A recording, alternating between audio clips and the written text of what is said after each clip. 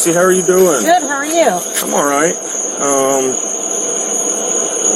Probably just be 100% honest with you right off the bat, okay?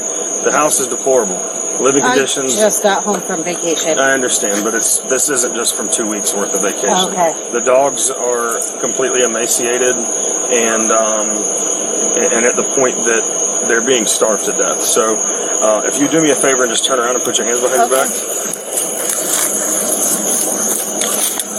Put your hands together like praying.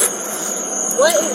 Put your hands together like praying. So right now, ma'am, you're being placed under arrest for animal cruelty as well as child neglect. In that video is Jessica Copeland, a middle-aged woman who thought it was best to leave her child and 7 dogs for a 2-week-long vacation in Vegas. You heard that artiste.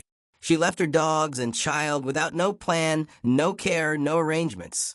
Not even closure. She woke up and decided she has to be in Vegas and left her dogs and her child to their fate. How does this happen? Let's take it back one time. Every street has a house that people whisper about, but what if the whispers aren't enough? Palatka, Florida, a small town tucked under the sweltering summer heat, where porches creak, ceiling fans hum, and neighbors nod politely over chain-link fences. On one of those streets sits a house. To some, it's just another piece of worn wood and weathered paint. To others, it's a place they can't quite look at for too long. Why? Is it the smell that drifts from it on hot days? The barking that starts at sundown and doesn't stop until sunrise? Or is it something deeper, a feeling, an instinct that what's inside isn't just mess, it's dangerous? But here's the real question. If you had to knock on that door, would you? Imagine you're a deputy pulling up on a quiet August evening. You've been told to check on a teenage boy. Nothing dramatic, just a welfare check. You knock. A man outside says he's cleaning. The boy says everything's fine. And maybe you believe it. Maybe you walk away. Maybe you think the worst thing in there is a pile of laundry or an overdue trash bin. But what if you're wrong? What if just a few feet away, there's a scene you'll never forget? 7 pairs of eyes staring back at you through the dark. The stench of rot and waste, so strong it hits you before you even see it. A teenager who has stopped noticing because it's been this way for so long. And what if the only reason you don't find out that night is because you didn't go in? Days earlier, a woman boarded a plane. Her destination? Las Vegas. Her reason? Celebration. But the more important question is, what? And who did she leave behind? Who feeds them? Who checks in? Who makes sure they're safe? And here's the part no one wants to admit. Sometimes the most shocking stories aren't about strangers. They're about mothers, about people who should know better, about the trust we assume is there until we discover it's not. We tell ourselves these things don't happen in our neighborhood, that neglect and cruelty belong in other places to other people. But neglect doesn't need a bad part of town. It just needs a door that no one opens. Behind this door, the air is thick, the floor is hidden under layers of filth, and the silence is broken only by the sound of nails scratching against wood. And the boy inside, he's living it every single day. No clean air, no clean space, no escape. But here's the twist, no one outside really knows. Or maybe they do, and they just don't want to get involved. Until one person, one relative, decides enough is enough. They bring more than words. They bring proof.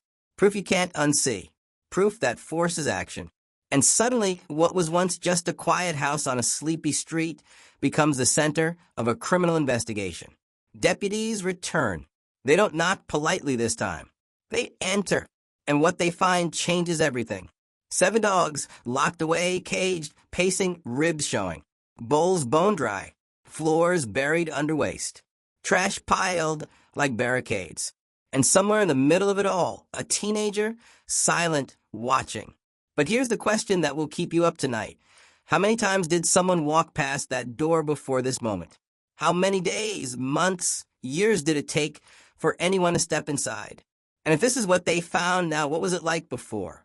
The woman returns from her trip. She's expecting the familiar. She's not expecting deputies, detectives, and animal control waiting inside. She's not expecting questions she can't answer, evidence she can't erase, or handcuffs waiting at the door. But before you judge, before you decide you've heard enough, ask yourself this. Is she the only one responsible, or is there blame to go around? How much did the neighbors know? Did the first welfare check fail the boy and the animals? If the second call hadn't been made, how much longer would it have gone on? And the question that stings the most, would you have called? This isn't just a story about one arrest. It's about how neglect thrives in silence, how danger can hide in plain sight, how the difference between rescue and tragedy can be a single person willing to act. By the time the door closed that night, the boy was gone, the dogs were gone, and the house stood empty except for the smell and the memory of what was found there. But don't think this is the end, because what happened inside that house could be happening somewhere else right now. Another street, another door, another silence that no one wants to break. So the only question left is this. When it's your turn to notice, what will you do? This is the story of what happens when someone finally does. Picture this. Palatka, Florida. A small, quiet town where neighbors wave from their porches and gossip flows as easily as the afternoon breeze. But behind one particular front door, the kind with a peeling frame and a porch that's seen better days, something unforgettable was about to unfold. Jessica Copeland, 37 years old, a mom, a pet owner, and, according to her neighbors, someone who knew how to enjoy herself. But on July 21st, 2025, Jessica did something that would set this whole county talking. No screaming. She packed her bags, grabbed her phone, and boarded a flight to Las Vegas. Destination? Bright lights, casinos, and celebration. Purpose? Allegedly, a birthday trip. Now here's where we all lean in. What happens when a mother leaves her teenage son and 7 dogs behind for 2 weeks? Who feeds them? Who checks in? And this is the part that makes everyone's eyebrows shoot up. What kind of home does she leave them in? Reports say the house was already in rough shape before she ever stepped foot on that plane. Her teenage boy later told deputies that the place had been filthy for years because his mother just refused to clean. Years, not days, not weeks, years. So you have to wonder, if it looked that bad before she left, what would it look like after 2 weeks with no adult supervision? The teen was there, living among it all. 7 dogs were there, too. 7. Not 2 or 3, 7 living, breathing animals who needed food, water, and care. And Jessica? She was in Vegas. You see the problem. So the days tick by. July 22, 23, 24. The Vegas Strip is alive with music, dice rolling, and neon lights. Back in Palatka, the only lights glowing were the weak ones inside a house full of barking, scratching, and, well, smells we can only imagine. By early August, someone in the family had clearly had enough. August 4th, 2025. This date is burned into the story. A family member calls the Putnam County Sheriff's Office. The request? A welfare check. Not on just the boy, but the whole situation. Now think about this. What did they see or hear that made them pick up the phone? And if one family member was worried enough to call, does that mean others knew and stayed quiet? Deputies show up that evening. They knock. They talk to a man outside.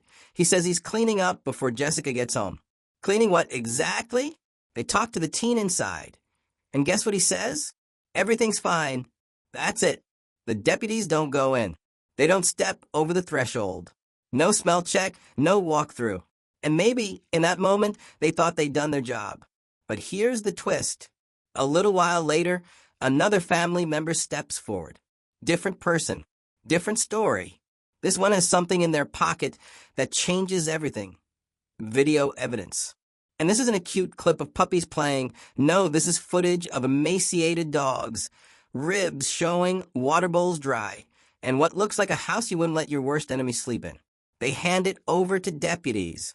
And just like that, the sheriff's office goes from everything's fine to get the agriculture detective now. The reentry happens later that same day. They step inside, and what they find, well, the sheriff's office would later describe it as deplorable and vile. We're talking layers of animal feces on the floor. Trash piled up like it was part of the furniture. Dogs, 7 of them scattered through the home. Some locked in a bedroom. 1 in a cage. Others pacing the living room. And none of them had proper food or clean water. You have to pause and ask yourself, how long had it been like this? And here's the kicker. It's not like the teen was off at a friend's house avoiding it. He was living there, too. Eating there, sleeping there.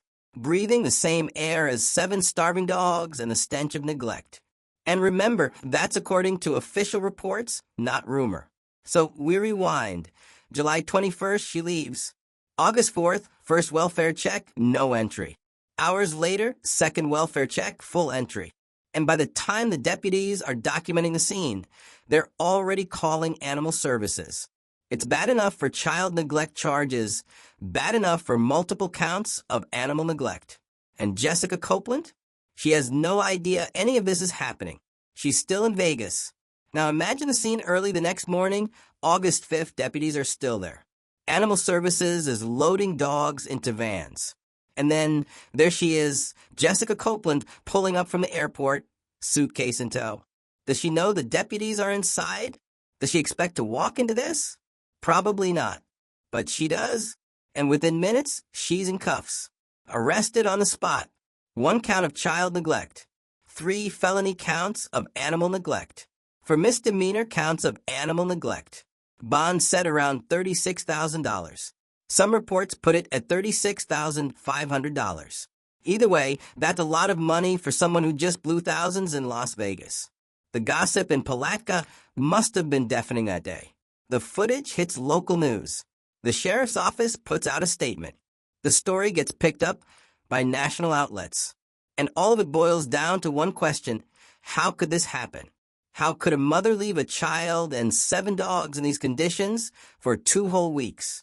And not just any 2 weeks. 2 weeks when she was hundreds of miles away, living it up in one of the most expensive party cities in America? And the more you dig, the more the questions pile up. Did anyone check the house in those 14 days? Was the cleaning man outside really there to help, or just to make it look better before she returned?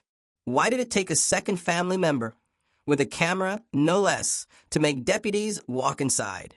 And what would have happened if that second call never came? By the end of Chapter 1, we're left with an image that's hard to shake. A teenager, sitting in a home that smells like rot, 7 dogs whimpering and pacing, and a mother rolling dice on a Vegas table with not a clue, or maybe not a care, about the scene waiting for her back in Florida. In the next chapter, we'll pull back the curtain on the discovery itself. Those welfare checks, the videos, and what deputies and animal services saw when they finally crossed the threshold. Trust me, it only gets more jaw-dropping from here. Now here's where the story turns from whispers to a full-blown siren. It's still August 4th, 2025 in Palatka, Florida. The sun's dipping low, the heat's hanging heavy in the air, and deputies from the Putnam County Sheriff's Office are pulling up to the house for a second time in less than 24 hours. Only this time, they're not coming on a hunch. They're coming with evidence. Remember, earlier in the day, they'd knocked, chatted with someone outside who said he was cleaning, talked to the teen inside, and then drove away. Simple, neat, almost routine. But in the hours after that first visit, another family member shows up in the story like an uninvited plot twist. This one is video proof of what's happening inside.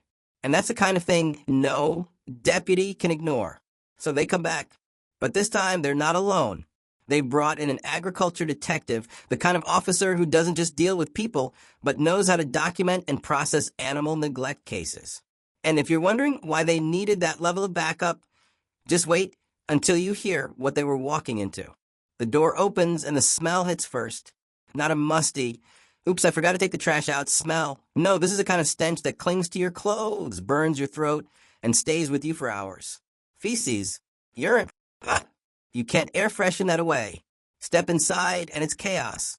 7 dogs scattered in different rooms, each in their own miserable corner of neglect. Some locked in a bedroom, scratching at the door. 1 trapped inside a cage, with no clean bedding and no relief from the stench. The rest pacing the living room, weaving between piles of garbage and layers of animal waste, so thick they're almost part of the floor. And in every single water bowl, stagnant, filthy liquid, or nothing at all. But here's the detail that makes you stop mid-breath. These weren't wild strays. These were her dogs.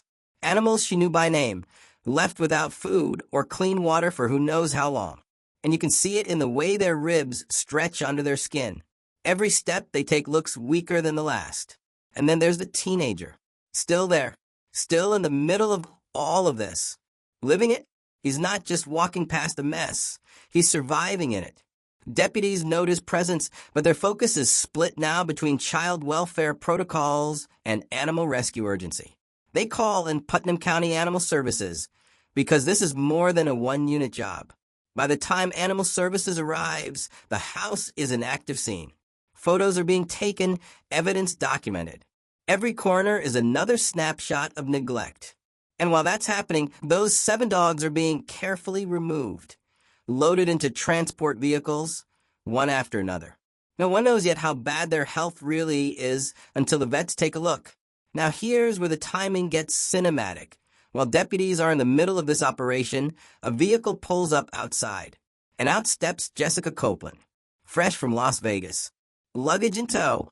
Imagine walking into your own home expecting to unpack souvenirs and instead finding deputies, detectives, and animal control inside, taking pictures of your floor.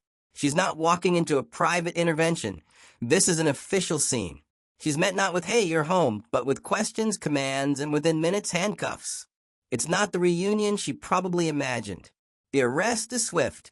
She's informed she's facing 1 count of child neglect, 3 felony counts of animal neglect, 4 misdemeanor counts of animal neglect. Bond, about $36,000. High enough to keep her in holding for a moment, but low enough that it's clear the real consequences will come in court. And here's the thing, no shouting match, no big denial scene makes it into the official report. What's captured instead is the quiet efficiency of deputies doing their job while Animal Services finishes removing the last of the dogs. Those animals are now out of that house for the first time in weeks, riding to a shelter where they'll finally get food, water, and a clean place to rest. This second welfare check didn't just uncover neglect, it proved it. The conditions were now on record, photographed, logged, and attached to an active case file. There was no, she said anymore. There was only what the deputies saw, smelled, and documented. And the gossip? Oh, it's no longer just about Jessica went to Vegas. Now it's, did you hear the deputies had to come back with a detective? Did you hear they had to take the dogs away? Did you hear she walked right into her own arrest? The video that brought deputies back? That's become the stuff of whispered legend. Nobody's releasing it to the public yet, but just knowing it exists has the whole neighborhood imagining the worst. And if what deputies saw is any clue, their imagination probably isn't too far off. By the end of August 4th bleeding into August 5th, Jessica Copeland isn't just a local name, she's a headline. Florida mom arrested after leaving teen dogs in filthy home while she vacationed in Vegas. National outlets are picking it up. Social media is chewing it like gum. And the comments? Brutal. Some demand she lose custody. Others focus on the dogs, demanding lifetime bans on animal ownership. And some are stuck on the question that won't die. What kind of person comes home from Las Vegas to that and still thinks they can talk their way out of it? The second welfare check may have been prompted by one brave family member with a camera, but its impact is bigger. It showed that sometimes the truth doesn't come out until someone is willing to push hard. Without that video, deputies might have walked away for good. Without that entry, those 7 dogs might still be there. As for Jessica, the night ends not in her own bed, but in a holding cell. The party's over. And in Chapter 3, we'll follow what happens after the arrest, where the dogs go, what the legal system decides, and how a case like this tests the thin line between neglect and something much, much worse.